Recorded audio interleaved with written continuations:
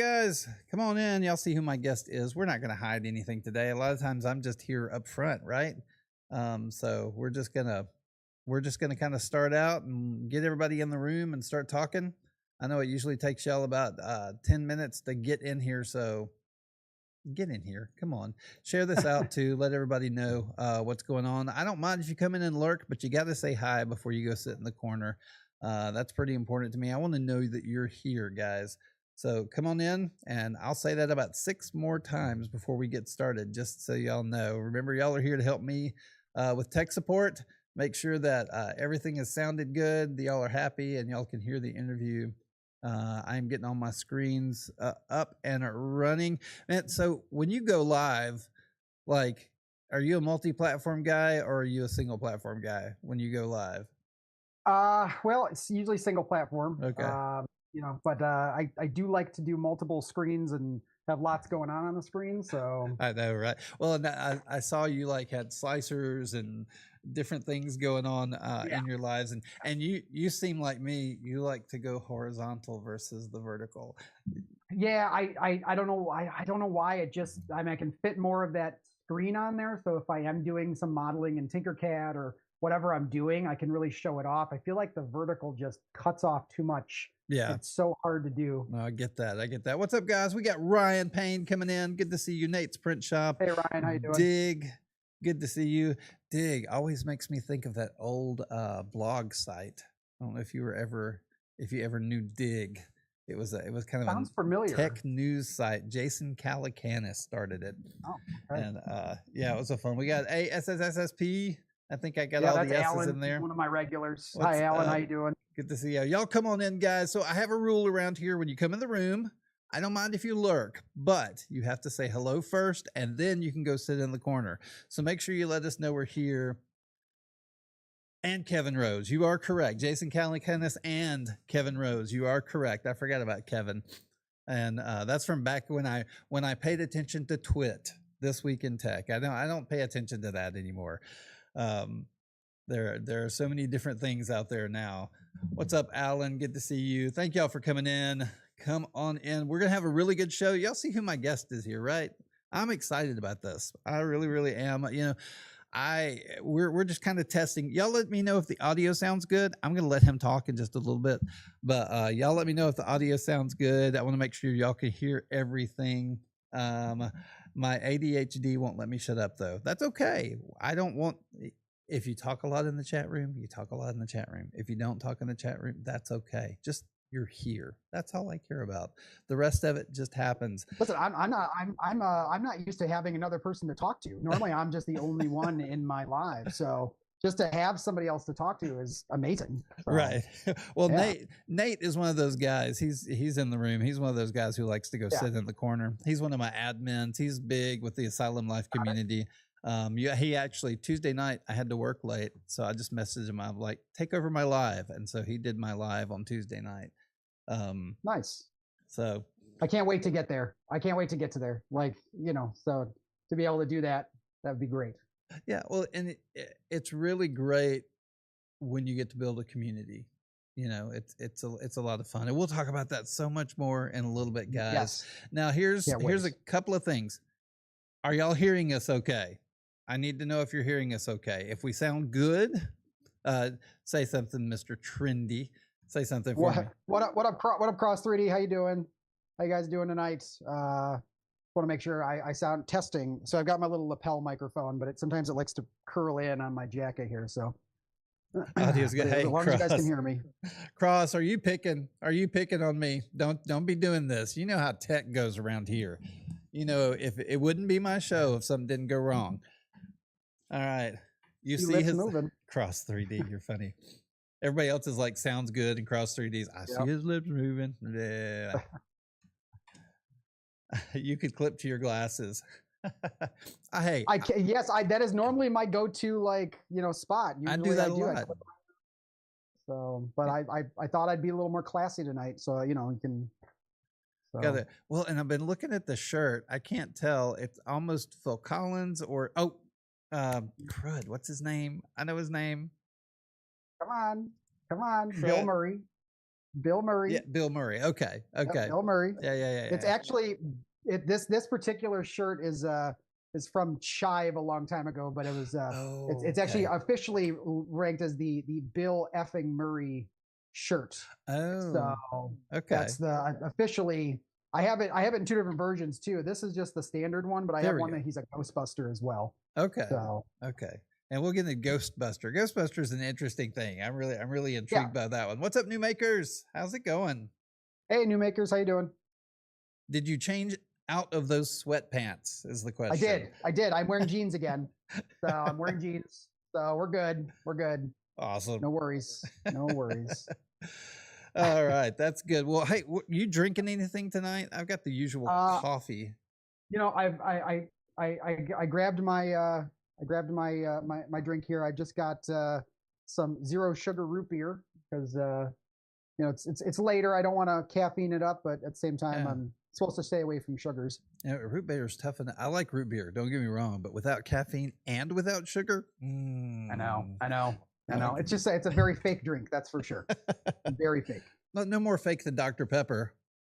True. Watching the chat room. And then I've got some. Actually, have some cold brew. I made some cold brew yesterday, so I'm like all nice. coffeeed here. Ouch, Nate. You're funny. You're funny. But come on, guys. All right. So here's some things I've got to talk to you about. Now that everybody is in the room, everybody's here. I need y'all to do me a favor. This is the thing I can't do, guys. You know, there's 3 reasons why, and we always talk about this at the top of every show. There's 3 reasons why we like to do these interviews, right? 1, we like to meet cool people. Check. 2, we like to get to know the creators and makers that we love better, right? Check. We're going to be doing that. Number 3, we like to expose them to a larger audience. Hey, I can't do that. I sit here and I talk to that guy, but you have to share this out with your friends. You have to share this out with his community, with my community, with all of the other people that you know wherever you are, so that they can come in and they can learn more about Trendy Tech Dad. All right. That's important. That's your job for the night. Besides just sitting in the corner, I need you to do that. All right. But thank you guys. I really appreciate it. Expose them. Yes. Expose us, please. All day long. All day long. What's up, Raybert? We got Raybert hanging out in other places. Remember, we are in several different places. If you're ever interested in that, you know, where the President Lincoln is always hanging out in the bio, if you know what I mean.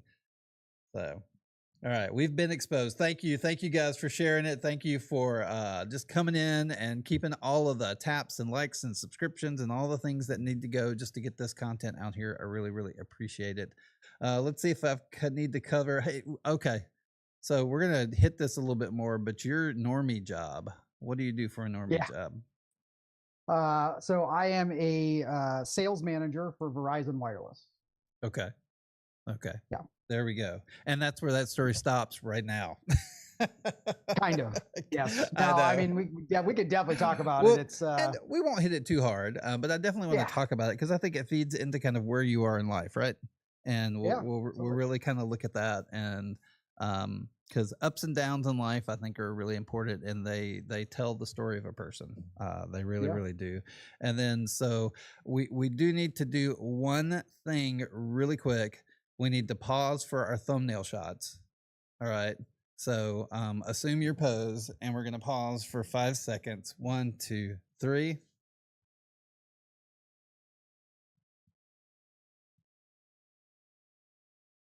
Okay, thank you.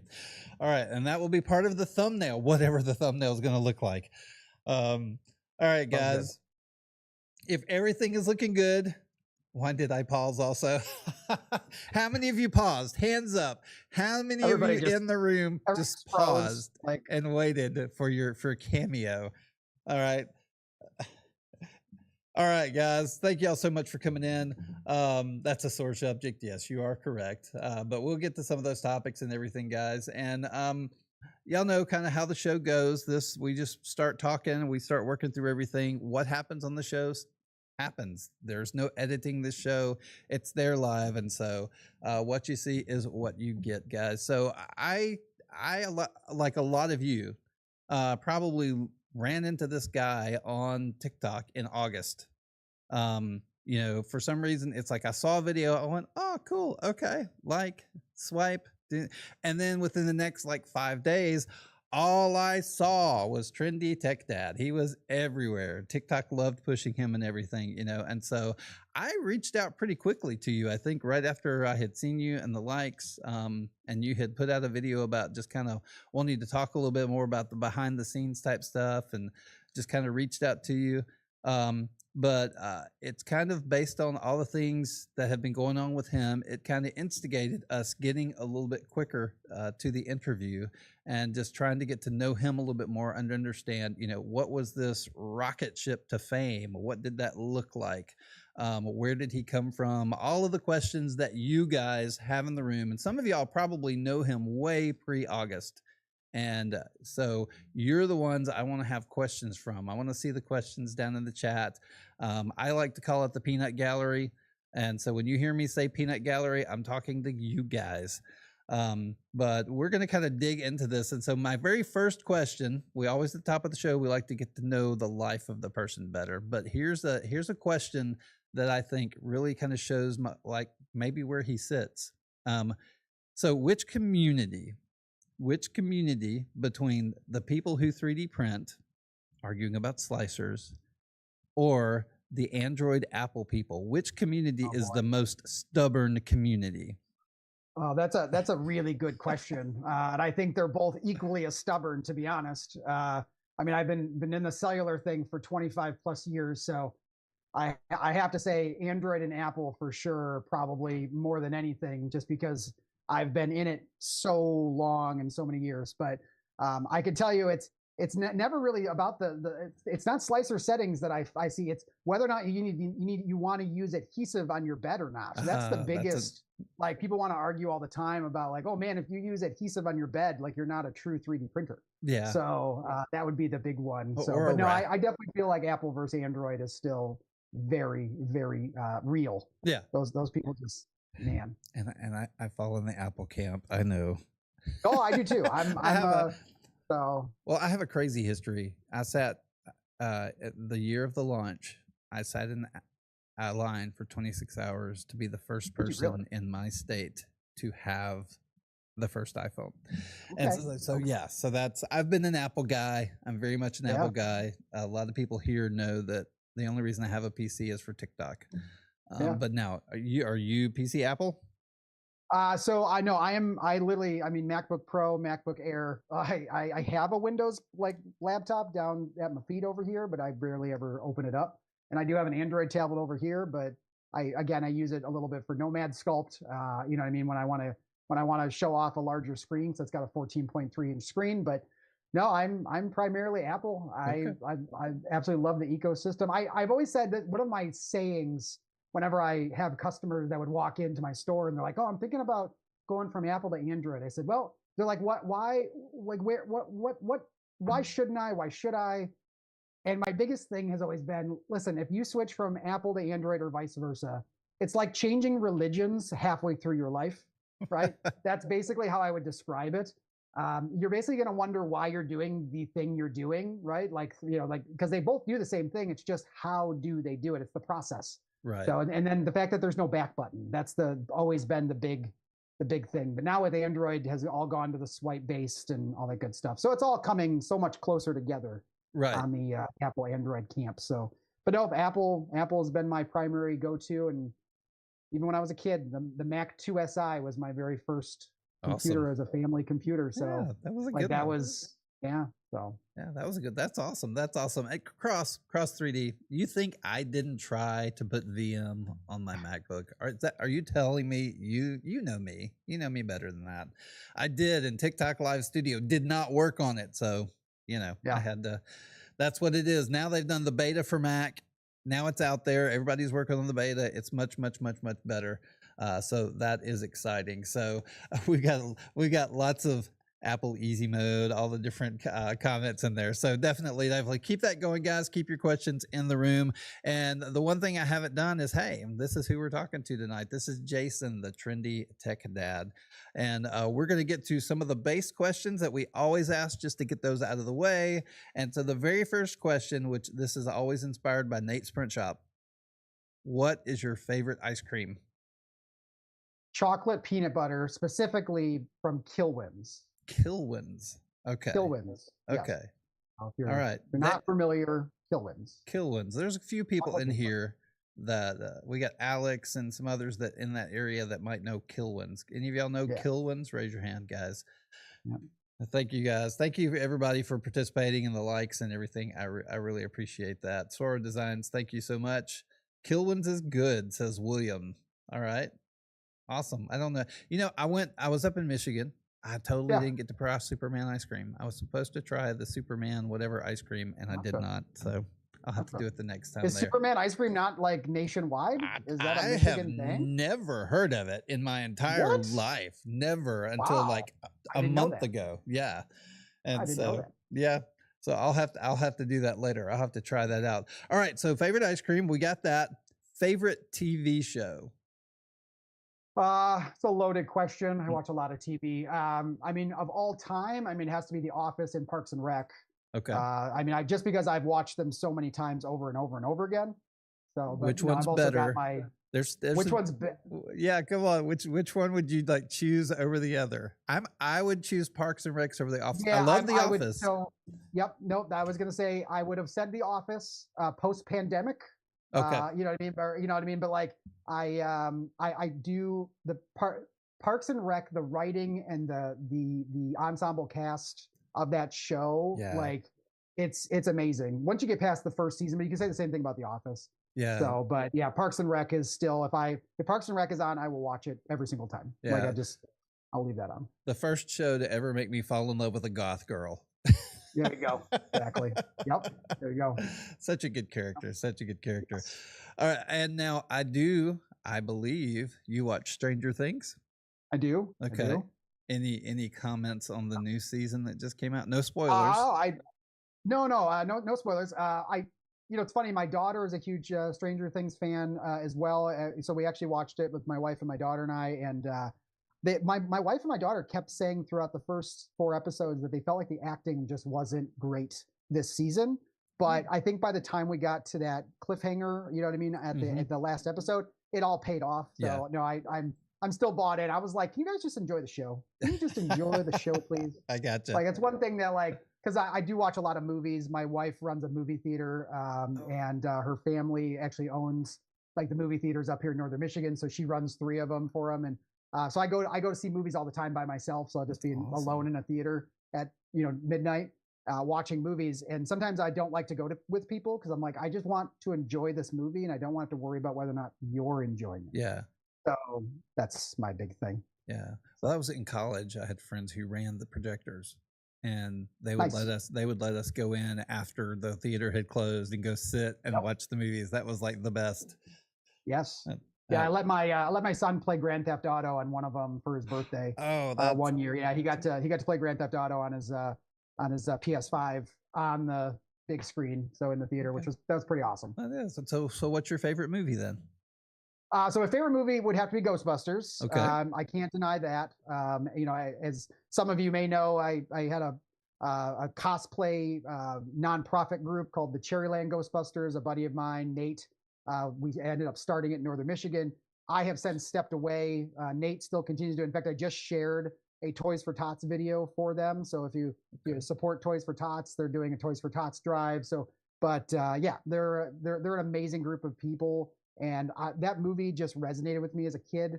I wore the VHS tape out as a kid when I got it for Christmas one year. And yeah, it's been in my lifeblood. Okay. Ever since. So and I just love the characters. So I'm hearing that only one Ghostbusters movie exists in your paradigm? No, that's not true.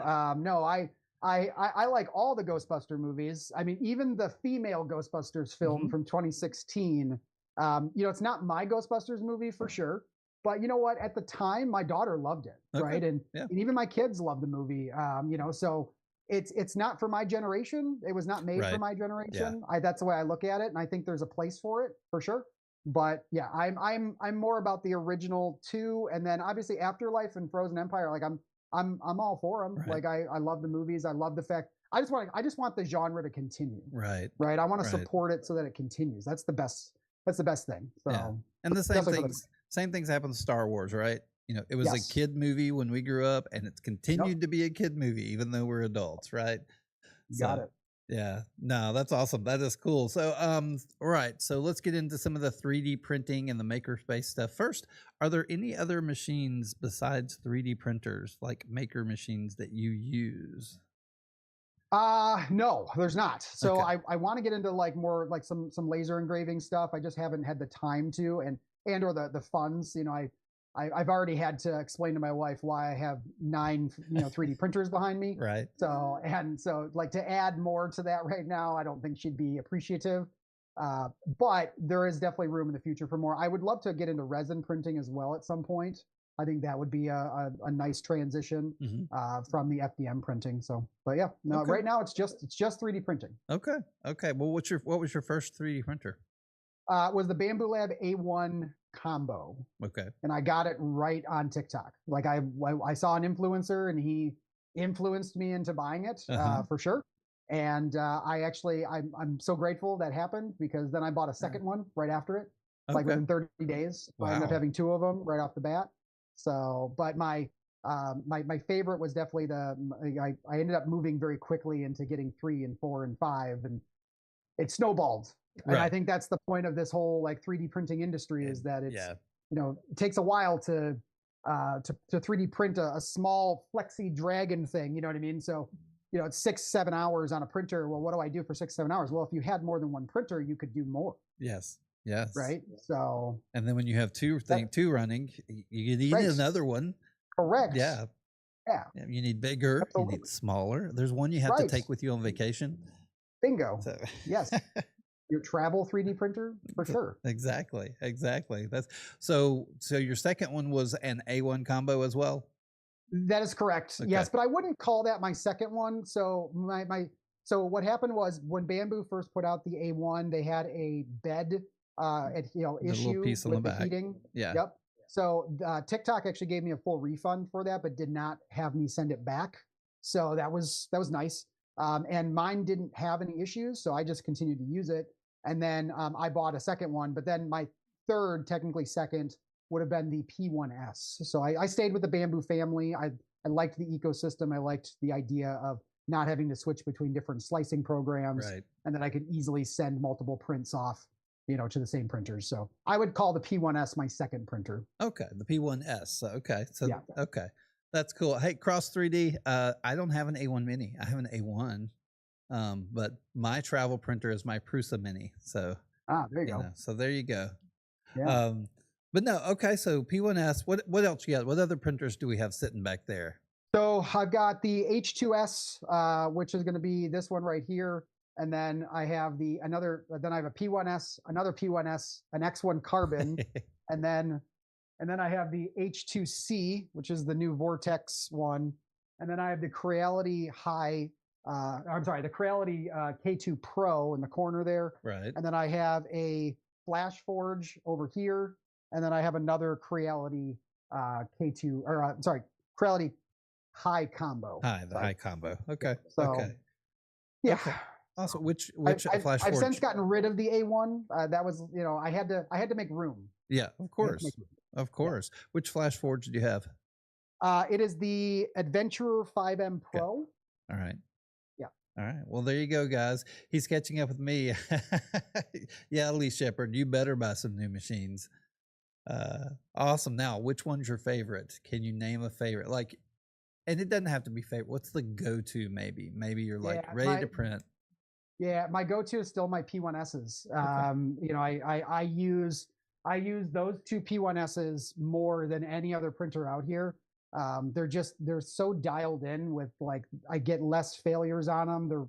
They're workhorses. And I want to get the most usage out of those since they're kind of the older printers. Cause I feel like those will be the ones that, get moved on when I upgrade things. Right. So I tend to still print majority of there. Now, if I'm doing a multicolored print now, the H2C is definitely my go-to just because of the vortex and the less, the waste being so little on those, but which that's what I'm printing on right now behind me. But yeah, my P1S is still my go-to printer for sure. Okay. Okay. Awesome. Awesome. Awesome. Well, guys, get your questions in the room. For everybody new who is joining us, we are talking to our friend Jason over at the Trendy Tech Dad. He's kind of an up and coming guy. He came out of nowhere, and we're going to be talking about that in a little bit, just to kind of get some of those questions answered. But we're asking some things just to try to understand who he is and why he does what he does. And one of the things I'm always interested in is kind of what did Trendy Tech Dad look like in like elementary school and junior high? Was he a nerd? Was he a jock? What choir? What did you do? Well, okay, so performing arts. Okay. Performing arts, all 4 years of my high school career. I even lettered in it.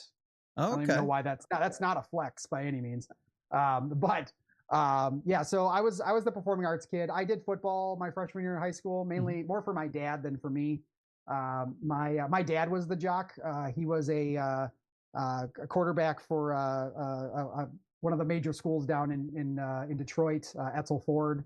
Okay. He got a scholarship to Central Michigan, and then he ended up not finishing and ran his own business and all that kind of stuff. So he was the jock. He was that guy who really wanted me to be a football player, and I was the kid who loved to sing and dance. Like, you know what I mean? So yeah.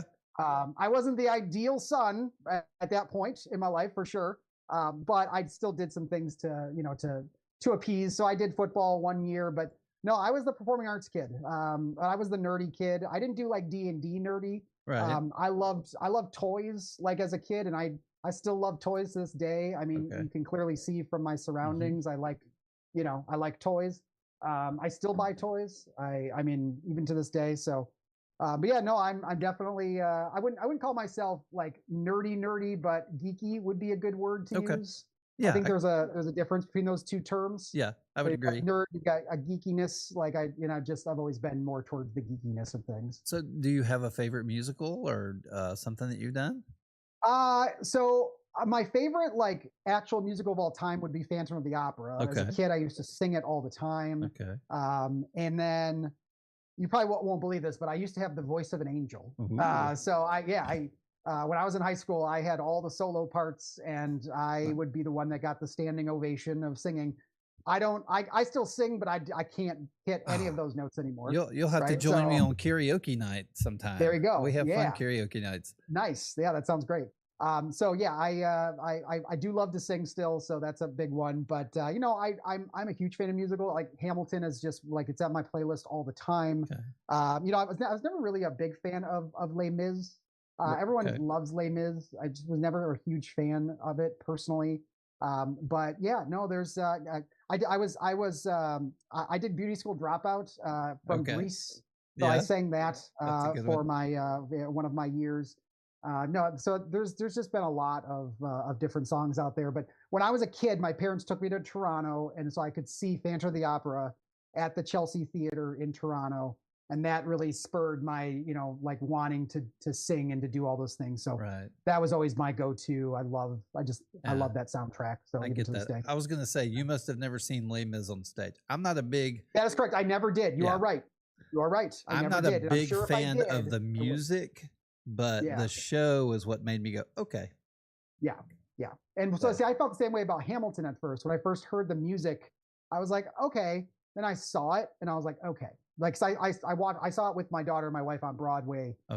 Just last year, and even before that, I fell in love with it when I watched it on on television and stuff during the the whole Disney Plus run. But it was one of those like.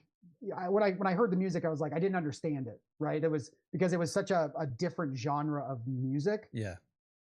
Now I can sing every bar if you really you gave me a chance. So, but that's definitely not going to throw away my shot. That's for sure. Yeah, so. I'm kind of more along the lines of like Rent and any Sondheim musical. I'm very much into.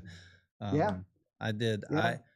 I was that kind of geek. I was I lettered because I was water boy on the football team, but I was in choir and theater, and so I'm right there with you. Right there. Yeah, I've seen Rent too. So I've seen that in person, and obviously the movie and all that kind of stuff. But yeah, Rent's a huge one too. So yeah. Yep. My biggest pride moment is probably the moment I went to Chicago. We were going to see Wicked. It was the first run off Broadway. We walk in, we open the playbill, and a piece of paper falls out, and it says, "Tonight, the lead will be replaced by Adina Menzel." And so I Wow. actually got to see her in Wow. Wicked. I was like, Yes. yeah. That's awesome. That is great. So, all right, guys, we're going to keep geeking out here. I need you guys to continue sharing this out and bring more and more people in here to meet Jason, our trendy tech dad. We're excited to talk to him tonight and just learn so much more about him and the things that he does. Now, were you ever like a guy who took things apart? Did you like fixing things?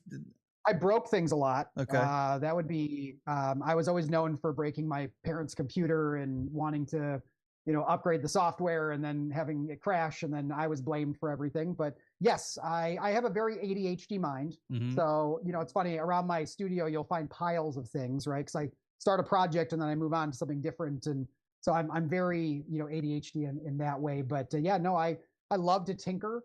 Okay. I love to break things and take them apart and figure out why they work and then try to put them back together. Not always successfully, but yeah, that's definitely me. Yeah. No, that's cool. That's cool. So last question before we like kind of start digging into some other stuff, and this is another one of those favorites. So with all of that and your 3D printers and is there a favorite 3D print? Something like your favorite thing you have ever printed? Yeah. So, well, I mean, I'm making a giant Doctor Doom statue, which is right over this way. But so that one is cool. That's like the coolness factor. But I would say my favorite thing that I've printed so far is it was last Christmas actually, and my wife had bought my nephew this. It was a tank, and it was about it was a decent sized tank, and I looked over at her. I'm like, does he like tanks? Like, why did we buy? Because I don't buy the Christmas gifts, right? Like that's just not in my wheelhouse. She's like, no, he wanted to play with it with his Godzilla, and I was like, okay. So I printed there's a mechanized Godzilla file out there that I know everyone, if anybody's within three, they've seen it. Yeah. But I upscaled it 300% and I built it, and it was giant. Like, I mean, it's like I've got a picture of me holding it. Like, it is giant. The tail would go across the entire desk. And to see him open that on his birthday just a few months later, That's awesome. was very rewarding. And his dad's actually reached out. My brother-in-law's reached out to me a couple of times. He's like, hey, so one of these parts came off. Can we like get a replacement? I was like, yes, we can. You know what I mean? Absolutely. So that's part of, if I'm giving a 3D printed gift, that I'm like, there's a warranty. How long that warranty goes for, I don't know yet. Right. So, but yeah, if I still have the file, I'll definitely be printing, replacement parts as they come. So, exactly. But yeah, that would be my most rewarding one, just to see my nephew's eyes light up. Now, to watch my other kids look at me and go, where's mine? Right? Like, where's my giant Godzilla? Because I have three small boys, and I'm like, yeah, you're not getting one because we don't have enough room in the house for it. So, but yeah, it was very rewarding. I was very proud of that one. So and that's one of the exciting things about 3D printing, right? Even just a simple, like, there's a cactus that you press down and toothpicks come out of. Yep. There's different things that you can get, and giving them to people and just seeing the look on their face of, wow, I like this, thank you so much. Yeah. And I think that's one thing that's really special about the maker space itself. And we can always have a conversation about what a maker is, but I think that tendency of maker is to hey, wait, let's have a discussion about this. Why don't we do that? The tendency is to think of makers as people who just play with machines, but it's so much more about, at least to me, about experimentation and understanding. And how would you define what a maker is? I think that a maker is, I have a saying that I go back to every single time, and I've said this on my lives a couple of times, but failure is just success in progress. Okay. Mm-hmm. So like, I truly believe that.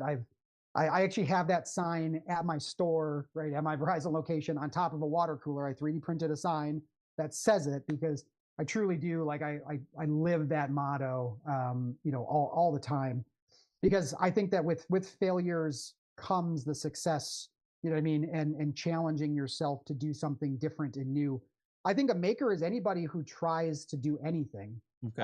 Honestly. And there's always a debate of like, are you the 3D printer? Is the printer the 3D printer? Who's the 3D Right. printer? Right.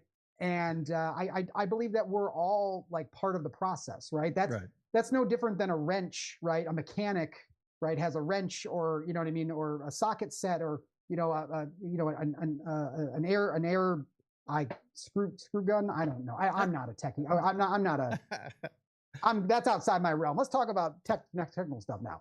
But anyway, like that's just a tool, right? Right. A 3D printer is a tool that I'm using in order to create something. Now, some people want to say, well, is AI, you know what I mean, the creator of your item, or did you 3D, did you model it yourself? You know what I mean? Does that make you a maker? You know what I mean? But at the same time, I think the bigger thing for me has been like, because I've used AI a lot in this process. I have so many ideas, and I know there's a lot of people out there that can resonate with this, right? I have so many ideas up in my head that I would love to be able to articulate, right? But I'm not an artist, right? So I'm not an artist that can take this with a canvas and paint a Picasso, right? But I can dream such amazing, vivid things up here, but I have such a hard time getting them out into the real world, right? And this is where 3D printing has really, and artificial intelligence has given me a new avenue to really express myself in a new medium. And that's what I'm really most excited about, is the fact that you can think of something, you can type it into ChatGPT, and you can spend hours, by the way, mastering, right, the way that AI will give you things. But then you can take what AI gives you and you can drop that into a Nomad Sculpt or a Blender or a program, and then you can start manipulating it from there. So it's giving you the ingredients to make a final project, right? The thing that just printed and just finished is an articulated dragon, or not dragon, a dinosaur that I created on my live from earlier today. I didn't 3D model it, right? But it's unique to me. It's a new product that it was made. You know what I mean? It's the only one that exists right now, right? Yeah. So I would say that makes me a maker. Yeah. Okay. I have a tendency, so I think of it like how you use the tools. It's like you mentioned the mechanic, right? Yeah. I mean, I know plenty of mechanics, but I would not say that every mechanic is a maker. Sure. To me, it's kind of this driven by curiosity, experimentation, and it kind of in the way that you use the tools. So like a mechanic who goes home and rips apart a car apart and makes some other version of that car, sure, to me would be more of a maker. I don't know. Yeah, absolutely. What do you? No, that's a good point. I think what my analogy with the mechanic would be like, if you're defining a mechanic by someone who uses a tool to make something, right? I think you're defining a maker the same way, okay, right? So yeah. A maker is anybody who's using a tool that can make something, right? Right. And if you are able to produce something, even if it's a replica of something, right? Because there is nuances to printing somebody else's files. Not everyone's successful, right? Or as successful as the next person, right? Because there are settings and there are little things that you've learned along the way, right, to make that file, make that print stand out from the rest. Yeah. Okay. Fair enough. I totally get that. That's awesome. And I think that's a good conversation. And guys, I see y'all having the conversation in the chat as well.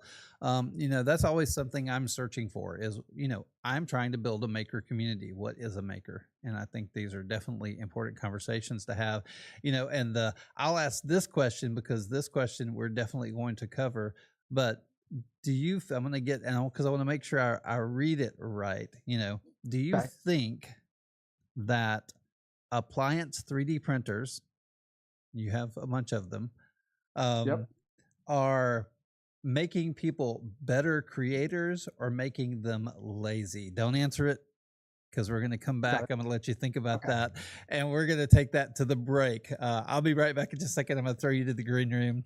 Guys, thank y'all so much for being here tonight. We are having fun talking to Jason, our new friend, somebody we've just seen recently. Guys, I see all of y'all hanging out and saying hello, good evening, and I appreciate it. I think we just got a raid. That's always exciting. So thank y'all for coming in and joining us. We are talking to Jason. We've still got another 30 minutes to go, so please do not leave. I do want to talk to you about a couple of things, though, before we move back to that. One, I always want y'all to know about the Discord. We have a Discord for Asylum Life where we talk about the topics that are going to be here. We also we're trying to experiment and try new things. We're playing with Meshtastic right now. We've got some guys who are really great at AI.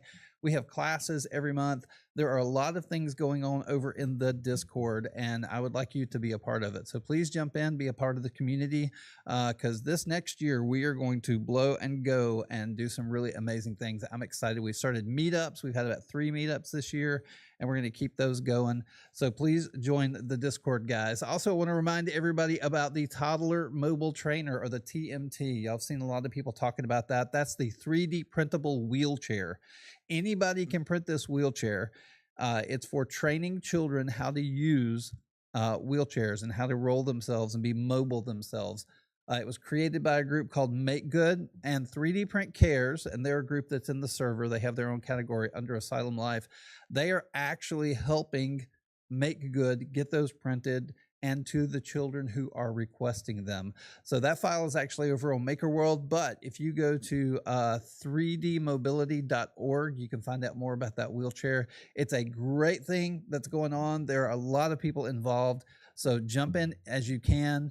Always feel free to reach out to the 3D Print Cares people in the Discord. Also, Brady and Bensky, they're the ones who head up 3D Print Cares.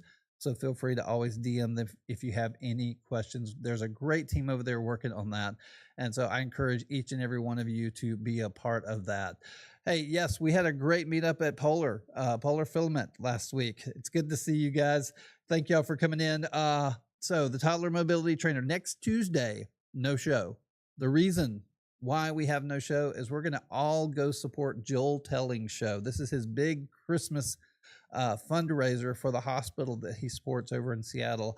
And so we're going to go hang out over there with Joel Telling, and we're going to help him reach the goal that he is aiming for this year. So I'm really excited. You can get over there to his channel. You can find out more about that, but that's going to be December 16th. That's next Tuesday. We'll be heading over there. So I think all of y'all should slide that way Tuesday night, and we'll just make it a great event. Then, yeah, that's it, guys. Just for everybody new that's here, we are a value for value show. And I know most people don't know what that means, but here's how I explain it. There's 3 things. There's time, talent, and treasure, right? And so I want to give you value. And if you value what I give you, you give value back. And that's part of being a community. And so that's where I talk about the time, talent, treasure, giving of your time. Coming here, being at the show is giving your time. And I appreciate you being here more than you know. You know, that's what's the most important to me, is us being together and just doing the things that we do. So time, then talent.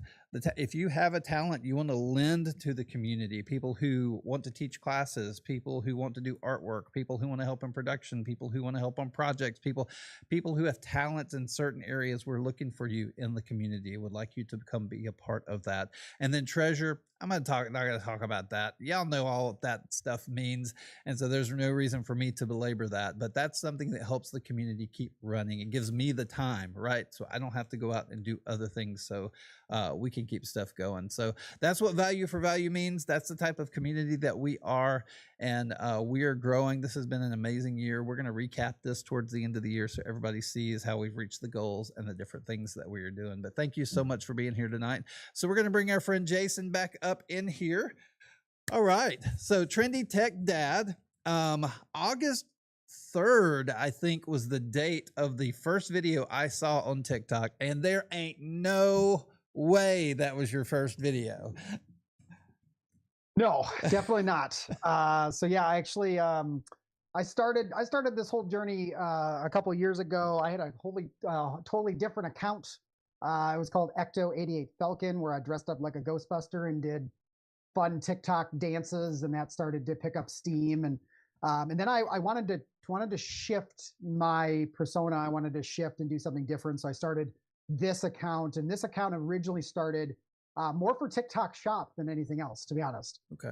That's where the Trendy Tech Dad comes in, because I was getting a lot of technical stuff, boom mics and laptops and things that I could, from TikTok Shop that I could do videos about, right? Right. And then I was influenced into buying a 3D printer, and I found the 3D Print Talk community on TikTok. And August is when I decided to shift and to change. Now, I have seen some. I've gotten some.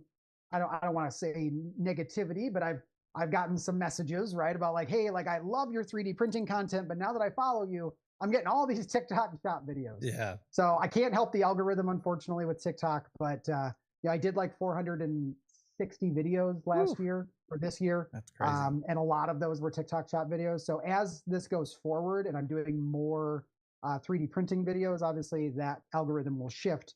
I still do TikTok shop videos, but I'm trying to tailor those more for things that I use inside the 3D printing side of the space. Now, don't get me wrong though, if there's a really cool thing I want, I still request it, and if I get it, great, I'll do a video about it. So because I like tech, I like trendy things. Right.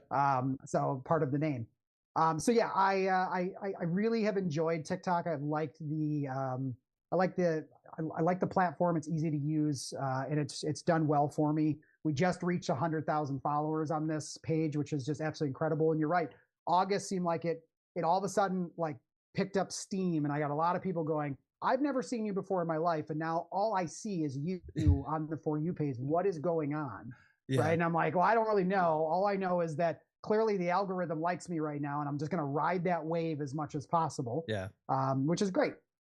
So it slowed down a little bit, but yeah, I think as of today, I think we were at 103K awesome. Followers, which is awesome.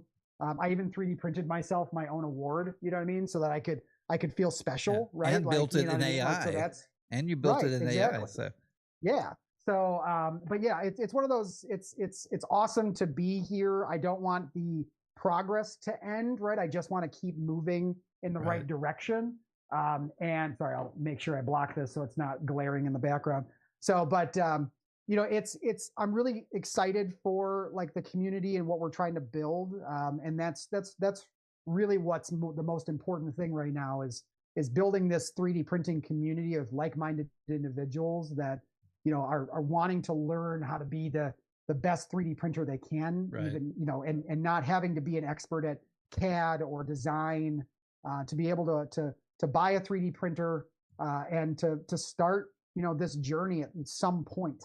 And I think in giving people the autonomy to do that and the courage to do that, that's been really rewarding. Yeah. So yeah. Whew. There is so much to unpack there, guys. But first, before we get into unpacking that, I want to tell you that over on YouTube, the very first video on his channel is him doing one of those Ghostbuster dances. So get over there, watch that video, and blow it up. Let's make sure everybody sees that. All right.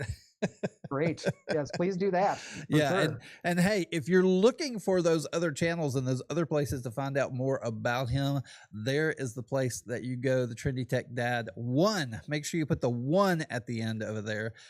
He apparently was not the first TrendyTechDad. Or I was, and I don't remember what that account password is. That could also be the issue. I just don't know. So. All right. That's awesome. And we're going to unpack all of that. But guys, I've got on my list of questions, and I think everybody in the 3D printing space has some form of ADHD or something. And sure. So my brain goes over to this. What is your best dad joke? Oh God. The only one that comes to mind is what's big, yellow, and can't swim. What's big, yellow, and can't swim? Okay. Yeah. A bulldozer. Like that's it. The go-to. or a horse walks into a bar, bartender says, "Why the long face?" There you go. That's the two. He's got jokes. The two that come to mind. He's got them. I'll be here only for the next 20 minutes. That's going to be the new feature on his live. He's going to tell a new dad joke every. Probably not. Yeah. Probably not. Cool. So you said so much there, and I think when I go back, because I always study everybody's content, and I try to get to every social media platform and watch all the content that people have. And I'm so glad you deleted so much of what you no, but it's really interesting. So we see you as far as August of this last year, right? And then I can go to another channel and I can see like your first video in 2022 on YouTube. Then your next one was in 2023, and then your next one was 2025, right? And so there's these big gaps in content and things that are happening. But I think it shows kind of a wanting to do something, but not quite sure how to do that something. And so Yeah. I think how many times do you feel like you retooled yourself or tried to figure out how to reinvent yourself or your video style before you started kind of clicking with what you have? I mean, it's funny if you go back even to August and watch some of my videos from then till now, like it's a completely different format. You know what I mean? The aesthetic is different. I'm still retooling the way my videos look right now. Like, you know what I mean? Like Yeah. operating cameras and audio and all that kind of stuff. But I mean, to answer your question, probably 12 different times I've tried to reinvent myself to try to figure out what I want to do. But I think every time I keep coming back to something similar, and that's the teaching and the encouraging and the wanting to help people. That has always remained the same, but the content has changed for sure. Okay. Also, making money is good, but it's not the end all and be all, right? You need it to do these things, right? So, and that's where the idea of could this be a full-time thing in the future comes in, and working into all of that and creating the Patreon and the Discord that we have just this past month. All of that stuff is hopefully leading in the right direction. It takes grit though, and it takes drive and determination, and it's not easy. Yeah. There's a grind to it, like, I mean, I did 70 plus videos in August just in that 1 month. Not all of them are 3D printing, but those all take time, and working a full-time job plus doing this a full-time, it's not easy. And whenever someone comes to me and says, oh man, how are you being so successful on TikTok? Like, how did you get to 100,000 followers? And I'm like, I go home and do 4 videos a night minimum. And they look at me and they're like, I'm out. That's nope, not doing that. And it's like, okay, well, if you don't have that drive and that determination, it's going to be hard. It's going to be difficult. It's going to, unless you blow up with one massive video. And normally if you're blowing up on a video, it's normally because you're making a fool out of yourself or something, happens, like you slip and fall in your driveway. You know what I mean? With your garbage. I love that video. So, I was looking, I'm like, that's him. That was me. That was me. 100%. And you know what the funny part is? I immediately turned it into a video meme. Like I didn't even hesitate, and now my kids are watching it on their iPads, and everybody at my work has it. Like, and I'm okay with it. That's great. I'm okay making a little bit of a fool out of myself. One day you might make the animated GIF section on like the iPhone or Discord or something. Who knows? Who knows? That could be incredible. And you keep going. You keep giving me so many things to unpack. Sorry, I'm giving you lots of juicy You're nuggets. good. You're good. I love it because that's really where, and when I look at all you do and I kind of get that perception of a story of what is going on. I see in so many creators the ups and downs, the things that are the times when they are just driven, and the other times when they're like, I can't do this today. I want to stay in bed, And, I talk to some people who say, this is my job. I treat it like a job. They cannot ever stay in bed. And then there's other people that say, I just let myself stay in bed and then I come back to it later, and so everybody has these different ways they look at it. But I think the consistency is the part of it, the drive and everything. And one thing before I let him start talking again, I want you guys to listen to the things he says, because how many people do you know that go, I made 73 videos in August, or I made 400 last year, or think about what he's doing. Think about his machinations and his operations and how he does what he does and why those numbers are important to him as we have these conversations.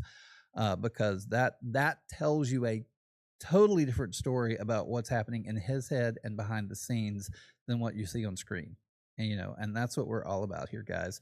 And so if you were talking to somebody who says, I just want to stay in bed today, what advice do you give them? What do you say? It's a great question. it's hard to say anything other than if you want to be successful, you have to drive, and you have to push yourself outside your comfort zone, right? I think the biggest thing I get from people is they don't want to put themselves on camera, right? They're afraid Yeah. to be on camera. And to that, I say, when I first started doing this, yeah, I did it in my basement. I did it behind a closed door. I didn't want my family to see me doing it. It wasn't that I was ashamed, right? It was just I was nervous and I didn't know what to do. Now I'll do a video in front of my family, in front of I really don't care if anybody's watching. And I think that comes from repetition and doing it and pushing yourself outside your comfort zone and knowing that there's an end goal in mind, right? So I have an end goal. I want to do this full time, right? That's my goal, right? Okay. And I know that I need to get there. And the only way I get there is by driving myself, right? It's a product. You're trying, I'm the product, right? Like my knowledge, my drive, my energy, like I am what people are investing in when they're on Patreon or they're watching in the live here. They're invested in what's happening in my life, and I owe it to those individuals, right, to show up in some way, shape, or form. Now, I think it's very important to note that, if you need an off day, take the off day, right? Take that downtime, because you don't want to get burned out doing any of this. Whether that's 3D printing, content creation, whatever it might be, it's like I'll use yesterday as a great example. I came home from work, I was exhausted, got the kids in bed, did all the things I needed to do, and then I just laid there in bed, and I was actually messaging people on my Patreon, making sure that they had access to our Discord. And then I had 2 or 3 people reach out and they're like, "Hey, could you help me with these files?" And I said, "Yeah, I absolutely can. Like, I don't know when I'll be able to, do it," because I was just laying in bed and I was exhausted. But I got myself up and I went downstairs and I sat in front of my computer and I sent out 4 files to 4 different people, right? And hopefully, like, my thought process behind that is I want people to be able to show up for me because I'm showing up for them, right? And if someone's going to invest time and energy and their own hard-earned money in me, right, then I owe it to them to show up. And when I do a video, when I sit down and I produce that video, and sometimes I don't think people understand how long it takes to do a video. Like that little flexi thing that I have in the back there, I'm going to do a full-fledged video on it. I started that video this morning, technically, right? And I'll finish it probably tomorrow or the next day. So it's a 2 or 3 day process to produce those things. So it takes drive and determination. And if you think, how do I skip step 1 and get straight to the step 25 that makes me money? You're not going to be successful. Right. Like, you're just not, because you have to take it from step 1 all the way through step 25 in order to be successful in doing any of this. You have to be willing to take the downtime, the days that don't add up, the days that don't add up to any financial gains, right? But you may be making ground in other areas. Yeah. And that's what I've found personally with me in this whole scenario, is that getting to 100,000 followers from August till now, I mean, I gained almost 60,000 followers in less than 6 months. That is success. And you have to celebrate that some way. It may not go into my bank account yet, right? Because, that's what money makes the world go round. Yeah. But the influence and the helping and the people that you meet, like yourself, JC, this is stuff that I can't quantify. There's no ROI on this. Right. It's just me putting myself out there and trying to build a community of people that want to show up for each other. Yeah. Yeah. So how do you celebrate those moments? I know, like, one video you talked about having a cake, but what are ways that when you have those moments, what do you do to celebrate? So far I've been just doing a live so I can celebrate it with the people that are helping me get there. So that's been really good. I make myself, I guess I make myself statues and awards for myself, which is great. That's very, very rewarding. Honestly, I like to also celebrate by helping others. In fact, you talked about the wheelchair, from Make Good. Like, I also volunteered to do that. In fact, I have below my desk here, I have 2 pieces of it right here, right, that I've actually started printing, and I ran out of blue and I ended up doing blue and black. And so but I have 2 pieces of it right here. And I've actually told everybody that, for the first month of my Patreon, I was going to take the money from that and I'm going to buy all the necessary PET G and the accessories to make that wheelchair, because it's not about me necessarily, and the whole, like, wanting to do this full time. I want people to know that it's not just about me financially, me and my financial gains. It's about, again, the community of making sure that people want to show up and they want to learn, and that it's not a toxic environment, Right.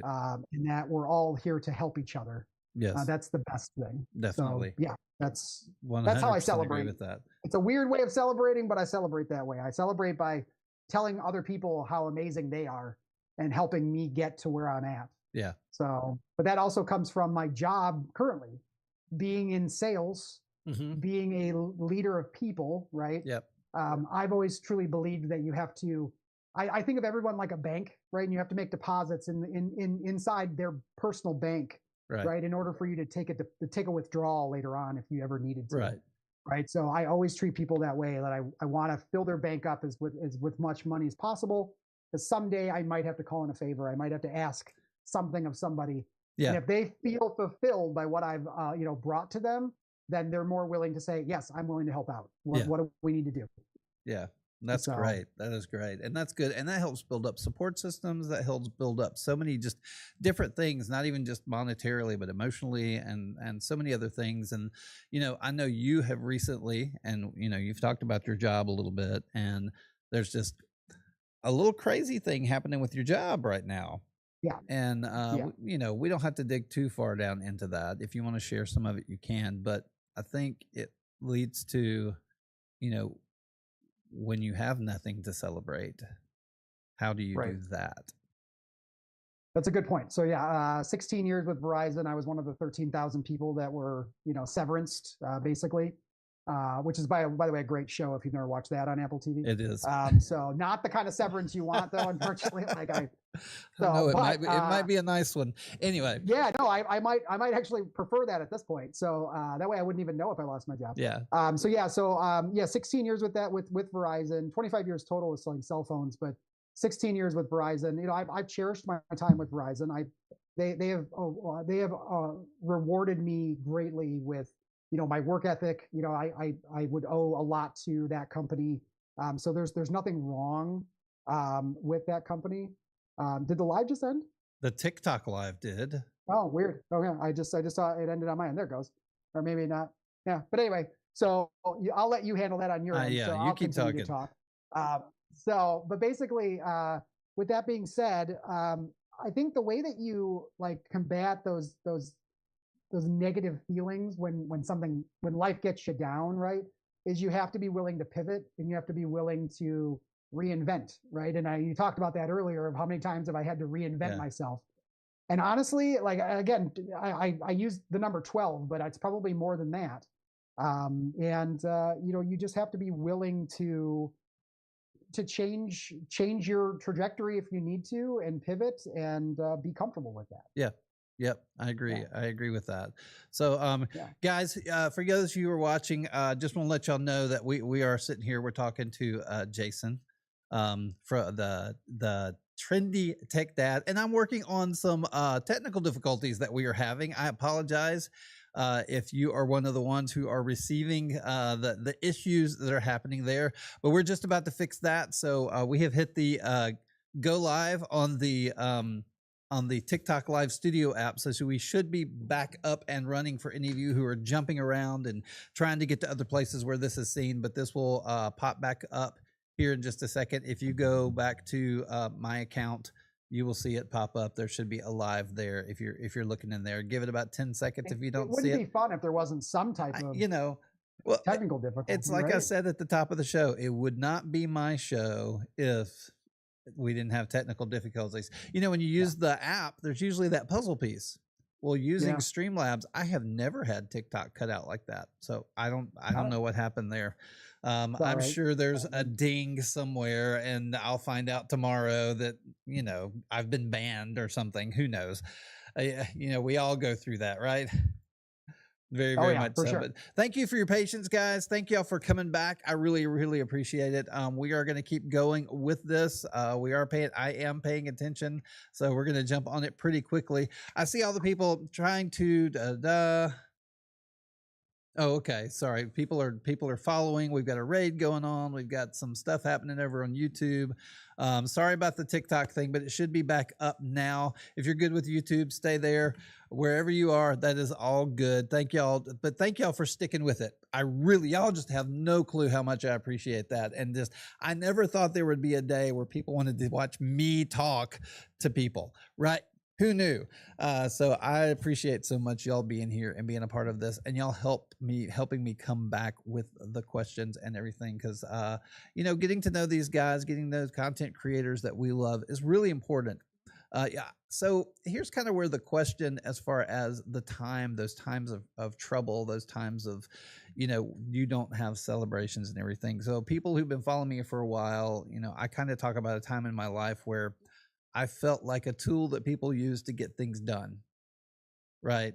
And you end up in a place where you don't feel like people want to be around you unless you can add something to their life or you can fix a problem for them. And so you end up being this problem solver, right? And you end up going down and digging and digging and digging to try and find ways to solve situations or fix problems, or right. And so we end up kind of in almost these depressed times, or this time where, for me, that's when I don't want to get out of bed, right? Sure. And I think that support structure is so important. And if we lost social media today and you had a time like that, what does your support system look like?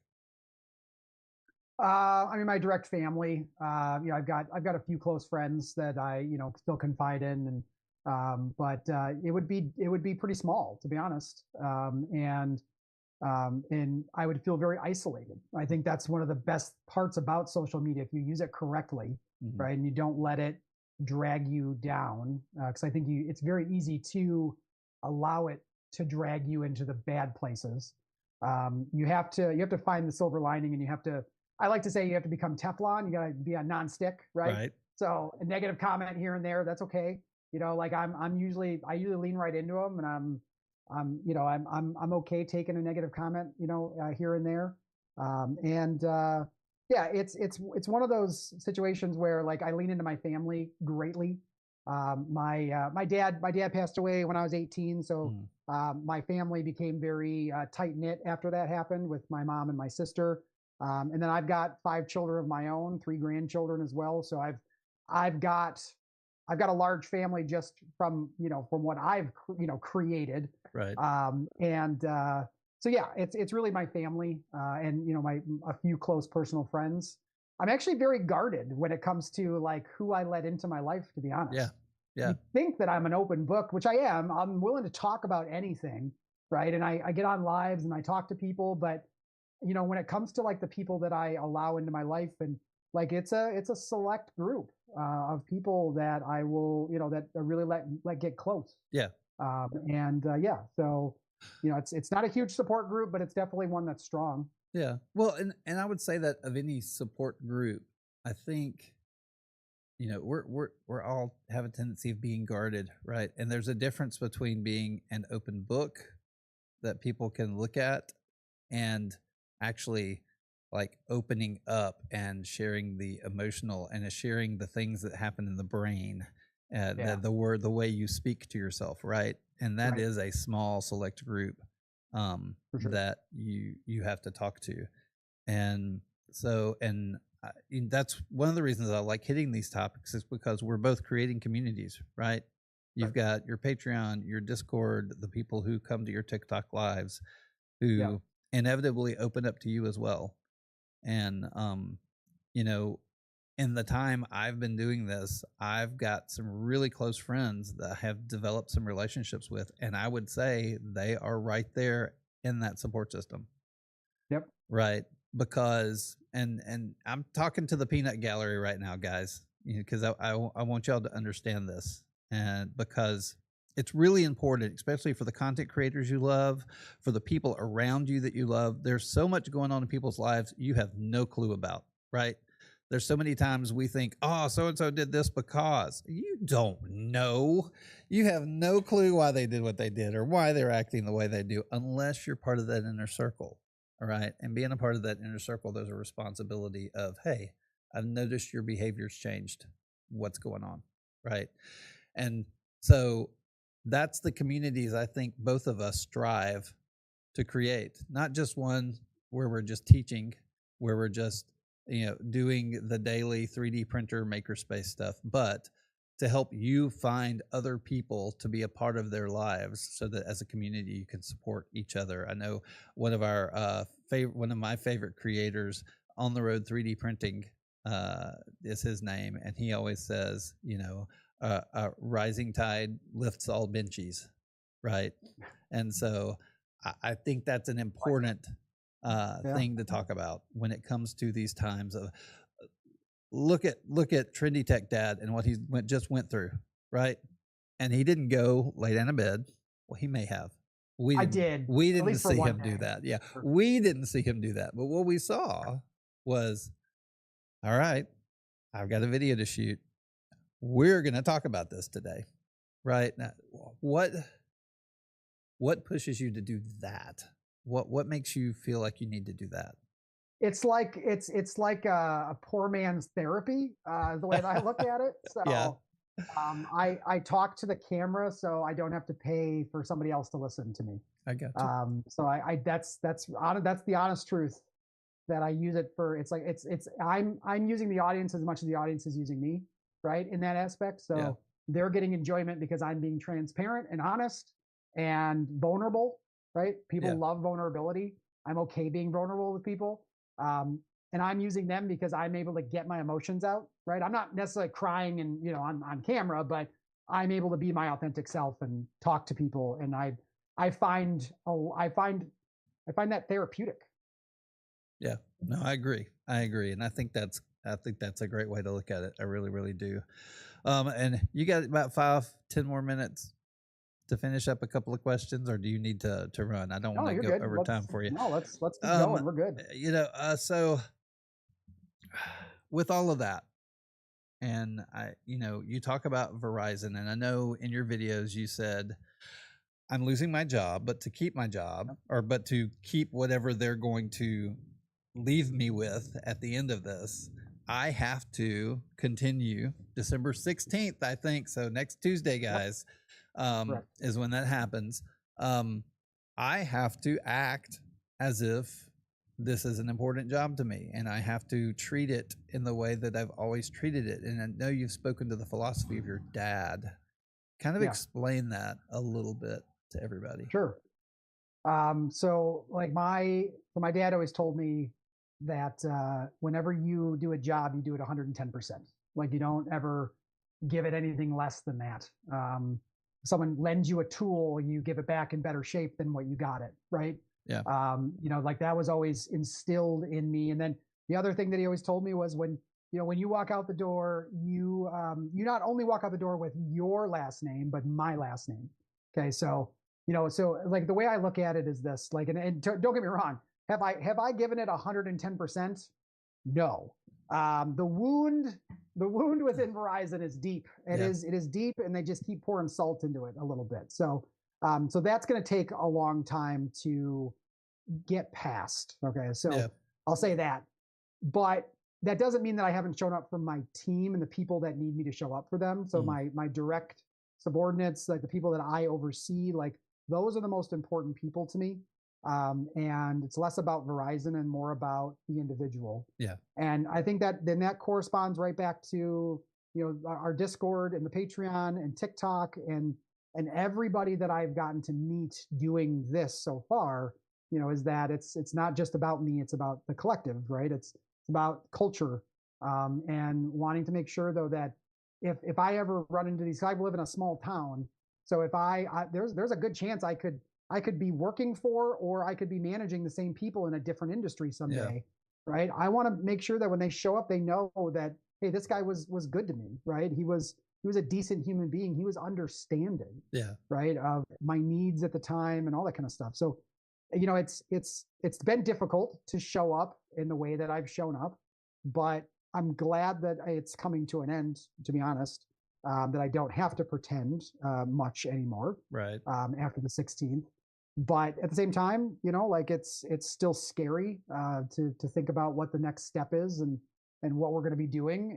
And but here we go. You know what I mean? Yeah. Like that's you gotta put on your big boy pants, and you gotta still get up, and you can't lay in bed, and you have to still grind and drive and push yourself outside your comfort zone. My comfort zone is losing my job would be the biggest uncomfortable moment of my life, right? Yeah. It's my job has defined me for 16 years. So to lose that, to have that taken away from you, it's not just disheartening. Yeah. It's debilitating, right? It's beyond. It's taking away someone's livelihood. That sucks. So, but I have to get up because I have kids and I have a wife and I have friends and family and I have people that depend on me, right? Right. You gotta get back to the grind and you gotta keep going. Yeah. Right. So that's the best part. Yeah, no, definitely. And I think you definitely look at it right. I think moving forward and everything is great. And I'm excited to hear about the plans that you might have moving forward. So what are you, I know we've got the Patreon, right? Yeah. And we've got the So, Discord. What other things are we going to be moving into? You say you want this to be Yeah. full time. So what's that I going to look do. like? Yeah, that's a good question. I don't have a great answer for you. I have a lot of ideas, right? I have a lot of things going on in my head. For right now, in order to make sure ends meet, so I still will technically have a job after the 16th. I'm gonna continue doing the cell phone thing for a little bit longer, Okay. just so that I have that income coming in, so I can continue to grow this. That doesn't mean I'm taking my foot off the gas in any way, shape, or form, because I do believe that this needs to go as fast and as as big as it's become just in the last 30 days. I feel like we have an opportunity to, lack of a better word, strike while the iron's hot. Right. You know what I mean? Making sure that people feel like we're doing something important here. My Patreon, I never saw myself starting a Patreon. Everyone kept telling me to start one, but I've kind of said this on my live a couple of times. I have fraud syndrome right in my brain. To ask people to give me money, right, has always been like, it's like I'm not begging. Like I want people to feel that there's value in it, right? Mhm. Before I feel like I need to ask for money for something, right? Right. So, but when I went on live and I was talking about losing my job and I was talking about doing all these things, and I had the community of people that showed up were just so incredible. And they all said, "Oh, you should start this. You've helped me so much. You've got me into 3D printing. You got me to take my 3D printer out of the mothballs, get it back out, and get back on the horse." Yeah. Right? That was incredible to hear. I had one gentleman who literally said that I saved his life with my videos. Wow. I got a DM message from him that read, "My wife left me. Like I was at the lowest point of my life. You helped me turn that around." Like to hear someone say that was absolutely incredible. Well, we even have Travis Skinner in the room. He says going through stuff at work, similar on some levels. It's rough, and your positivity is commendable. So I appreciate that, Travis. And then I've got people like Beaker in the chat. His name is Bay. He said in there. I wanted to repeat it. He said it took him 6 years to get into the TrendyTechDad inner circle. yeah, and he's not wrong, right? Because I don't let people in lightly, right? But he's one of those guys who is a advocate for dudes to support other dudes. Okay. Right? Like that's how he described it to me one day. Right. And I'm like, dude, like you're in your like early 30s. I'm in my 40s. I have children. You don't. Like, we don't really have a whole lot in common. I'm thinking to myself, like, what could I bring to the table as a friend, right, to that person? But what I have to do is value what I bring to the table more, right? And I think we can all do that a little bit more, right? And I think that's where the Patreon came from. So the Patreon, it's $5 a month, right? It's not like I'm asking for a whole lot, and it gets you access to our Discord, and the Discord has been amazing. The community of individuals over there, and Travis is one of them. A Decaf Butter, which is in the chat, he's one of them. Drag. I mean, there's a lot of people in our chat right now are part of my Discord, which thank you all for showing up today. But the big thing is that I'm only one person, right? And I can't answer every question for every person on the internet. So having that group of individuals on the Discord side has been huge. And I've learned things from people because again, I'm not an expert, right? And I've been very vocal about that. And I can think I use the term, what is it? God, I'm not a classically trained 3D printer, right? And you had mentioned at one point, like there is no classically trained 3D printer. That's not a thing. Yeah. And I said, yes, but there are people that are trained on CAD and design, and they have that mindset, they have those skills, right? And I have skills, but I'm using my skills in a different way, and I'm showing other people that have similar deficits that I do, and how to do things right, and how to make those images in their brain, the amazing ideas they have up here, how to bring them to life, Right. right, on a build plate, in a CAD program, in Tinkercad, in Maker Lab, in Maker World, and it's amazing just the amount of people that have come out of the woodwork, right? That have said, like, this has changed everything for me. Yeah. A lot of people have said, I've lost my job and I'm doing 3D printing now. You know what I mean? Like, and that's my main job. So there's just so many amazing people that I've met, and the community is the best part, right? Discards aren't free to run, right? So the Discord, the $5 that helps pay for it a little bit, right? My goal though, if I want to do this full time, I would need to sustain and to maintain an income, right? So the moving forward part, I want to give people more access to myself. You and I had talked about how to set up a Discord video server, right? And how I can do a specific tier in the Patreon towards, just the 5 or 10 people that are in that higher tier, right? Give myself an hour every day on there that I can talk with people and get that face-to-face time. Those are the things that I want to do, and I want to continue to grow the community. And then I want to continue to buy more printers and test them and build relationships with Bamboo and Creality and FlashForge and and Elegoo and Perusa and all these other companies out there, and show them that we've got a lot of people out there that want to use their products, but they're scared to invest, right? They want to make sure that what they're investing in is not a waste. Right. So I want to help do those type of videos and teach people how to use your product, so that the masses, the individual person, can go out there and buy a printer from Best Buy, right? We talked about, I don't think we actually ever answered the question from earlier, right? Of, is it making people dumber? Which I don't think it is, right? I don't think, we can talk about that in a minute, but I want people to feel empowered that they can go out, they can buy a printer, and they can start printing within just 30 minutes of getting it out of the box. And they do not have to be an expert in 3D printing in order to be successful with it. Right. But they can challenge themselves and become an expert and really get outside their comfort zone and do some amazing things, and not just, that standard what's on Maker World, right? I'm just going to print other people's stuff. You can do more even if you don't have all those skills yet. Yes. And I want to help. That's what the future looks like. Definitely. And I would agree with you that it's not making people dumber. And we can kind of step into that topic a little bit, and just, I think, appliance printers bring in something different, right? Like, I'm not dumber because I don't know how to work on a car, right? There's a mechanic who does, though, and he probably spent time in his garage learning all of that and went and did some of it, right? And so we will always have people who know 3D printing, who understand the machines. We still have people who build their own computers, right? Correct. But I think it's the tool conversation we have. And sometimes something that's a tool to someone else is what another person uses tools to build. Yeah, for sure. I'd also expand on that a little bit and say that, it's like when John Deere started putting tractors inside of Lowe's rather than just having to go buy, a $15,000 John Deere tractor, right? So you've got your tractor you can buy from Lowe's, which is more of your, your mom and pop, just, I own a house, I need a lawn tractor, but I'm not a farmer, right? Farmer is going to need something else, right?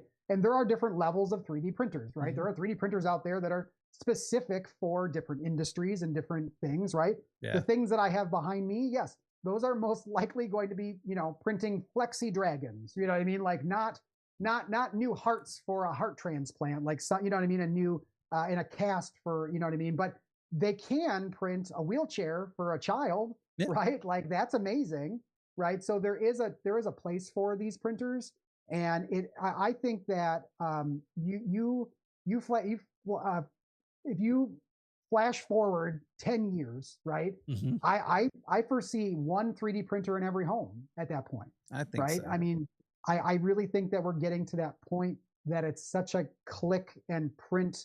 And I do think there is some people that started in the industry when it was back, and they had an Ender 1 or, what I mean, whatever it was, and they had to struggle, right? Yeah. So I think there's some people that don't want to give up that struggle, and they want people to know they had to struggle for us to get here, right? And I acknowledge all of those people, right? If you ever had an Ender 3 or any 3D printer that you had to level with a piece of paper underneath it, you know what I mean? And you had to manually level.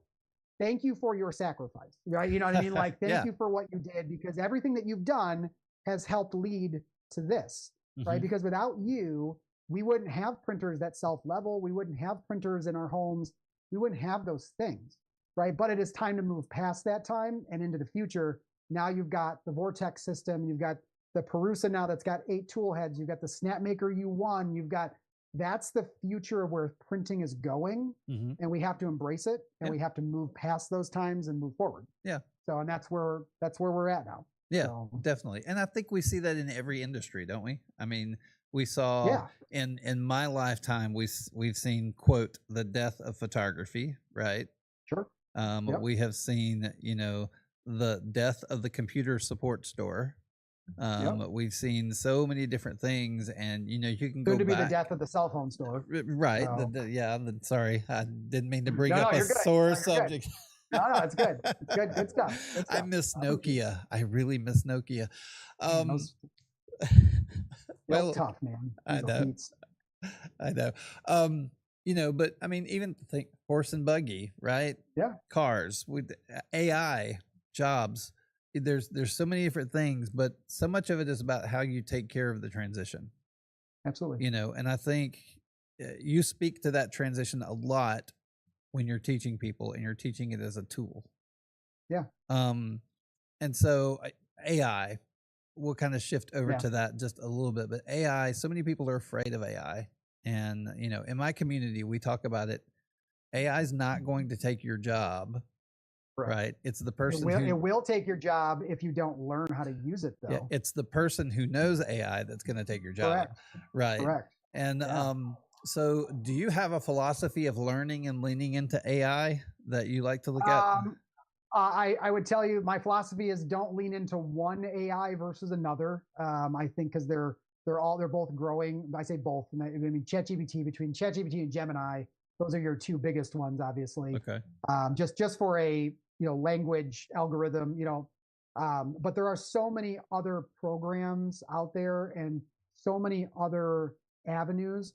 The big thing is testing the AI and asking it more questions versus just make me a photo of this, right? Asking it, hey, how would I ask you for a photo? And if I wanted this to be the outcome, what's the best way for me to reproduce that time and time again, right? And save those prompts into a note so that you can go back later on, so you can kind of reproduce something, or you can start tweaking by changing certain words and phrases here and there. The other thing too is AI gets lazy very quickly now, it seems like. So sometimes you have to just close the chat and start a new one, right? And start from scratch. Or you have to call it out and say, stop being lazy, AI. I'm assuming AI will show up at my doorstep one day and said, you called me lazy once. Probably. And it's going to come after me. So, but I truly believe AI is really the future of what we're doing. I mean, I use AI 60 times a day, not just for 3D printing, but I mean, just when I'm sending a text message, right? Like, I'll ask AI, does this sound right? Don't change my words, but like, I'm terrible at punctuation, right? Like, is my punctuation correct? Because adding a random comma or apostrophe somewhere else can completely change, the context of a message. And I'm notorious for using the wrong there. You know what I mean? So still to this day. But with that being said, like, you have to lean into AI and you have to utilize it as a tool to help make your life easier and not harder. And if you're not willing to do that, then I hate to say it, life's going to pass you by. It's like there was an old guy when I got my first cell phone at 16 years old. I walked out of the cell phone store and this old man looks at me and goes, "You kids and those cell phones, that'll never take off." Not joking. That That's literally funny. happened. Charlevoix, Michigan. Uh, that guy could have not been more wrong. And, like, you know what I mean? Like, could not have been more wrong. And you looked at him so and said, I really "Enjoy made a your career out of pager." it for 25 years. Right. Right. So, so that being said, you know, like you have to lean into those things, lean into the change, but look at the change as an opportunity, right? And not the new norm right off the bat, because Right. I think that's what some people are doing is they're looking at AI as like, oh, this is the future. This is where we're at. Nope. Yeah. We're in a transition, right? It's going to continue to evolve. And you can see that on Maker World every single week. They tend to add a new thing in Maker Lab, right? A new feature, or they've enhanced a feature because the language model changed, the AI has gotten better. It now can understand more geometry, and you know, and all of that will make a different path forward. So you may not know how to do something right now in this very moment, but give it 30 days and you may be able to do it at that point, because it's changing that quickly. Yeah, no, and it is changing very fast. And I think you know, we have AI classes in our Discord server, at least one AI class a month, and we've got Modern Magician's one of the guys in our room that teaches, and he's like the back end guy. He knows all the programming and all the different things. And then we have Juan and Only. Juan and Only's like the front end interface guy. He loves that stuff, you know. And you know, there are guys studying it, and I know in your community there are some people studying it as well. Reach out, learn. Don't be afraid to come to a class. We're here to teach you. Will do. You know, and what's interesting to me is pitting AIs against or with each other to work with each other, and that has been an interesting concept as of late, because a lot of the 3D modelers are using LLMs to understand what we want them to generate, right? And I love going into Claude. I'm a big Claude guy. Going, hey, I'm working on a prompt with Midjourney. Can you go update yourself on everything they've got on their website, and let's have a talk? And so we talk about language, we talk about those things. And so you're using both of them together. And one guy said, you know, Mike was talking about how you can use one AI to create the perfect prompt for another AI. Now, absolutely. I don't believe it's perfect. Here's my problem with AI. I don't think AI was created by us. We are not anywhere near perfect. We are very imperfect. We are the most imperfect thing out there. Absolutely. Yes. That's why we're hallucinating and all that other stuff. It hallucinates too. So, but no, that's awesome. The wild thing is using NADN to run Claude. Oh, I gotcha. Yeah, I know what you're saying. That is a fun one to run it locally, running a lot of the local stuff. So you were saying that Gemini and ChatGPT are kind of your favorites. Yeah, at the moment, you know, I really leaned into ChatGPT when it first came out. Was one of the very first adopters of, you know, spending the $20 a month for the, you know, additional stuff. And then now that Gemini has the Nano Banana algorithm for like the video and the image stuff, it's 10 times faster than ChatGPT is right now. So that's really what I'm trying to figure out is, you know, like I used it the other day to make a dragon, and I used ChatGPT to do the dragon, and then I didn't like that, but I loaded that image into Gemini and then asked Gemini to correct what I wanted it to correct, and it ended up doing it, but I couldn't get ChatGPT to do it. Right? ChatGPT kept having the head up where I wanted it to be laying flat. Like it was one of those moments where I'm like, okay, well, I feel like I need both of these, and I need to invest in all the other ones. So well, and I've kind of divided everything out, and I'm doing more like ChatGPT is my philosophy discussion, how to plan things out. I don't ask it to do math. It doesn't even know what the day is. I have to tell it what the day is. No, it's terrible at numbers. You know, terrible at numbers. Gemini is like my research. When I want to research stuff and want to understand and really get a good look of it, that's a really good one. And I use it for some programming. And then Claude is like my programming. And then I'm a Midjourney guy. I'm kind of contra to all the other visual AI stuff out there, but that's cool. Well, I definitely need to take more time with some of the other ones and familiarize myself. Like, but at the same time, like you've got all these other programs like STL Buddy and Meshy AI, and and you got Maker Lab and all these programs, these companies that are trying to also capitalize on this 3D AI revolution that's going on right now and make money off of it. And it's interesting how how those different programs will make different things, even though I'm sure they're using very similar back-end systems, but they still, the way that they work, they produce totally different STL files, Right. when you go in there. So Yeah. even if you supplied it with the same image, it's just totally different. Yeah. Well, guys, thank you all so much for being here tonight. We have been talking to Jason, our new friend, the Trendy Tech Dad. And I really appreciate you being here tonight. I appreciate you being a part of this and even wanting to be a part of it. Yeah. That's I appreciate you being here and lending your audience to me. And I hope my audience comes over there and hangs out with you some as well. Absolutely. Last words. Let's move towards, because so many people, and one of the guys in the peanut gallery was like, when did you know it was going to pop off? When did you know you were going to be successful? So let your last words lean into something like encouragement for content media creators, people who really want to take off, and then you can answer that question along the way. Sure. For anybody who wants to get into content creation, you have to listen to yourself and not others. You have to believe in what you're talking about and show up as your authentic self. If you are being, if you're changing yourself, like you have an on-screen persona, sometimes that can work for people, right? I have found personally that you can't keep that up.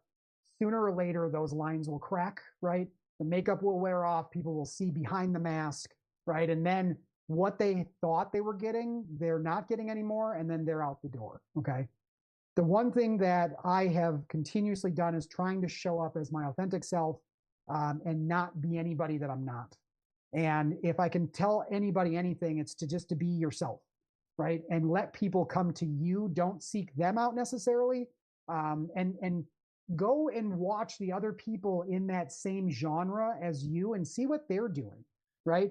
One of the biggest forms of flattery, right, is to mimic someone, right? And to do what they're doing. And that's okay, but do it as you. Don't do it as them. Do it as you and be yourself.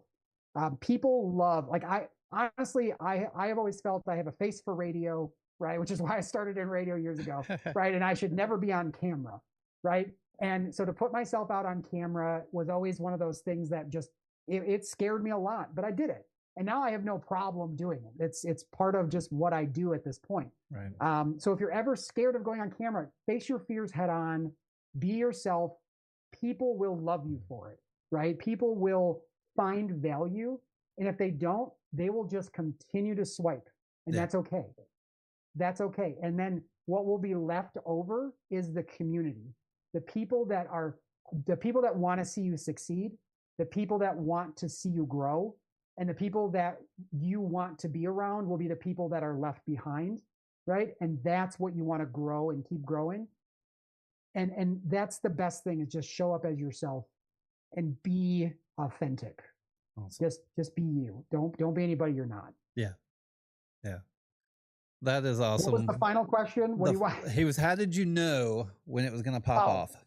I didn't, honestly. I knew that I had something when I started like the tutorial videos. Like, so I was doing all the TikTok shop stuff, right? Mm-hmm. Yeah. And I was focusing on that, and I was making money doing it, which is great.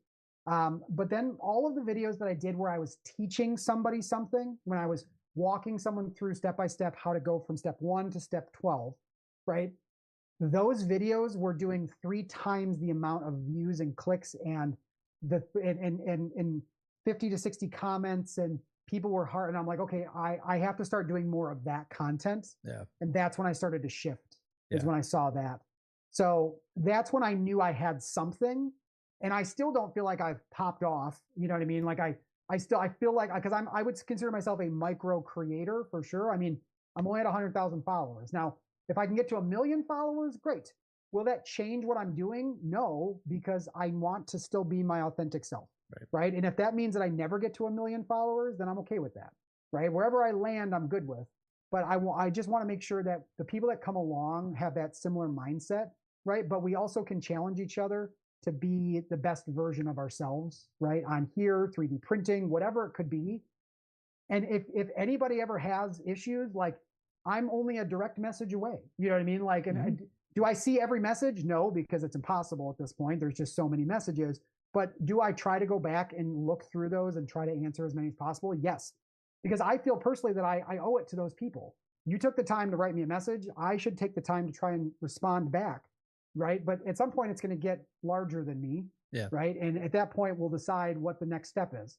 But until then, you know what I mean? Everybody who's come along for the ride, everyone who has been there, like it's been an amazing journey, and I just want to keep moving forward with it. And that's where the Patreon and the, you know, selfish plug, patreon.com/TrendyTechDad is the website. So, but if you want to go join the community, that's where you'd want to do it, right? And then like it or not, TikTok is still where I'm going to be posting a lot of free videos, right? And then the Patreon is there for my long form content. And then 2 or 3 months down the road, I'll take that content and I'll put that on YouTube, right? So I've got a path of how I want to send out the content, but really what it comes down to, it's all about the community. It's all about the individuals that see the benefit in what we're trying to accomplish here. And JC, you're one of them, right? Like just being able to have me on here and to talk and to ask me these questions. I thank you very much for everything. I mean, just your reaching out when I first started was huge. I was a little starstruck, to be honest, like to the fact that, because I've seen your stuff, right? I knew who you were. I see a lot of people in the 3D printing community out there. And I think, should I, you know, like, was it Brady Meets World? Like there's those individuals that I've never talked to before that I've thought, hey, I should start a conversation with these individuals. Yeah. This is the beginning of that, right? And I can't wait to see what we're able to do as a community going forward. And I'm just excited for it. I'm very excited about it. Awesome. Awesome. Awesome. Well, good last words, guys. If you want to know more about them, I would head over to this location right here, the Trendy Tech Dad, and I can show you kind of what that page looks like. We've got the Patreon. We've got Buy Me a Coffee. I love Buy Me a Coffee. It's a great place. That was new. I just set that up the other day. I did no idea about it. Someone's like, oh, you should have that. Yeah. So Buy Me a Coffee is a place where you can just jump in. You can throw somebody $5, $10. You know, you buy them a coffee, and it's just a good way to support somebody, one of your favorite content creators, or somebody that you may not be able to jump and be a part of a Patreon, but every now and then you want to help them out. And that's a really, really great way. So that's a good one right there. We've got his promos for new makers. There's his YouTube, where you'll find that Ghostbusters dancing video if you scroll down far enough. And then we got Maker World, where he puts up his designs, and then you can see everything. Go visit the page. Y'all don't need me to tell y'all everything. Y'all know how to do this stuff. I don't need to educate y'all on web pages. Those are old. Anyway, but thank you for being here tonight, guys. Say good night to Mr. Jason, and thank him for being here tonight. I'm going to drop you back to the green room, and I'll come talk with you in just a second. All right, guys, thank y'all so much for being here tonight. I really appreciate y'all being here. This is a good one. I really like this. We've had some amazing interviews here lately, and we've gotten to meet some just really cool people who I think understand community and get what this is about. It's not just about the money. It's not just about trying to, you know, do life and get ahead, right? It's about helping others and being a part. And that's the stuff that I think all of the people in this community want to see happen. And that's why we talk about things like next Tuesday, Joel Telling, December 16th. He's having his big Christmas thing. He does that Children's Hospital fundraiser every year. That's where we're going to be. We're not going to do our show Tuesday night. We're going to go over there. And then we have the other thing with the toddler mobile trainer, where people are volunteering to print 3D printable wheelchairs, right, for kids in need. So jump into that over at 3dmobility.org and become part of the Asylum Life community for the 3D print cares that's happening there, guys. Let's grow all of these communities. Let's make it better. Get over there. Follow Tech Dad. If you enjoy his stuff, do that. Be a part of that, guys. But just thank you for being here. And remember, like we always say, we're here to live life to the fullest, grow in wisdom, and show what we have learned generously. See y'all next week.